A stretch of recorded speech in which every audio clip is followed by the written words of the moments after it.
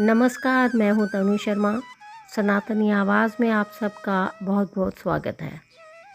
आज प्रस्तुत है शिरडी साईं बाबा की कहानी। दोस्तों, शिरडी साईं बाबा एक महान संत, योगी और फ़कीर माने जाते हैं, जिनकी जीवन यात्रा आज भी करोड़ों लोगों के लिए श्रद्धा और सबूरी का प्रतीक है।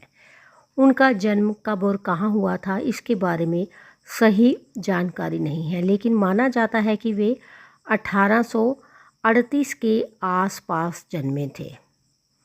उनका अधिकांश जीवन महाराष्ट्र के शिरडी नामक गांव में बीता, जहां वे लोगों की सेवा, उपदेश और चमत्कारों के माध्यम से प्रसिद्ध हुए।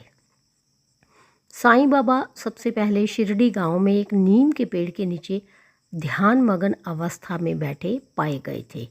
उनके वस्त्र साधारण थे, सिर पर कपड़ा बांधते थे और एक सादा लंबा कुर्ता पहनते थे। उन्हें देखकर गांव वालों को आश्चर्य हुआ, लेकिन धीरे धीरे वे उन्हें पहचानने लगे।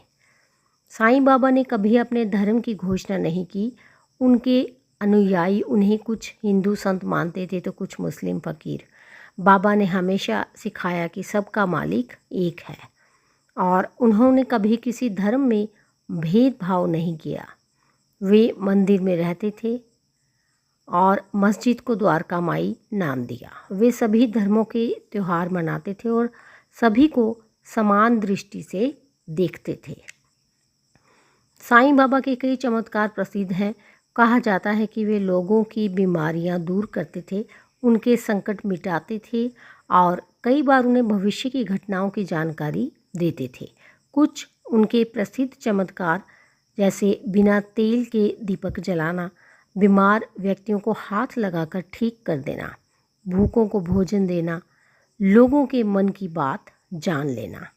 साईं बाबा ने दो मुख्य सिद्धांत सिखाए, श्रद्धा और सबूरी। उनका मानना था कि ईश्वर में अटूट श्रद्धा रखो और धैर्यपूर्वक उसके रास्ते पर चलते रहो। साईं बाबा ने 15 अक्टूबर 1918 को शिरडी में ही समाधि ली।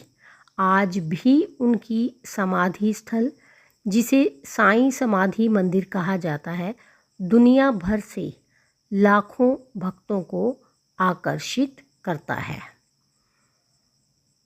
तो दोस्तों, हम ये कह सकते हैं कि शिरडी साईं बाबा ने जीवन भर मानवता की सेवा की, धर्मों की दीवारें तोड़ी और प्रेम, भाईचारे और भक्ति का संदेश दिया।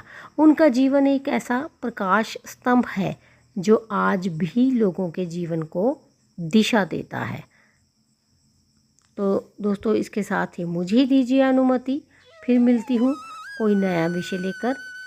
तब तक यूँ ही अपना और अपने परिवार का ख्याल रखिए। धन्यवाद।